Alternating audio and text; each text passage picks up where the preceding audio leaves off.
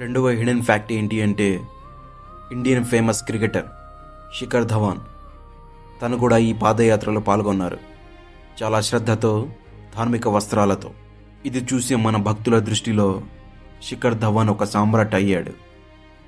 కానీ ఈ ధార్మిక దుస్తుల వెనకాల ఉన్న అసలైన నిజం ఏమిటి అంటే శిఖర్ ధవన్ ఈ పాదయాత్రలో పాల్గొనడానికి ముందు, కేవలం ఒక్కరోజు ముందు ఈడీ తన ఇంటి మీద రైడ్ చేసింది. గ్యాంబ్లింగ్ మరియు జూదం ప్రమోట్ చేసి బ్లాక్ మనీ సంపాదించాడు అని. తన చరిత్ర మీద పెద్ద మార్క పడడంతో అందరిలాగానే హిందుత్వం అనే వాషింగ్ మిషన్లో తన చరిత్రను వాష్ చేసుకోవడానికి వచ్చారు.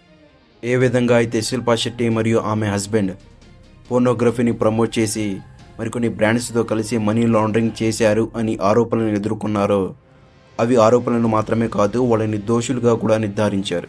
వీళ్ళు కూడా బాబా పాదయాత్రని ప్రమోట్ చేశారు. మరి చేయక తప్పదు కదా.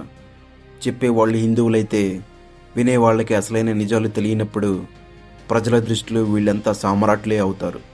కానీ నా దృష్టిలో ఈ పాదయాత్ర కేవలం బాగేశ్వర్ ధామ్ బాబా దుకాణాన్ని పెంచుకోవడానికి మరియు కస్టమర్లను పెంచుకోవడానికి, అదేవిధంగా సెలబ్రిటీస్ తమ చరిత్రను వైట్ వాష్ చేసుకోవడానికి మాత్రమే. హిందువుల్ని ఒకటి చేయాలన్న సంకల్పం ఏమాత్రం కాదు.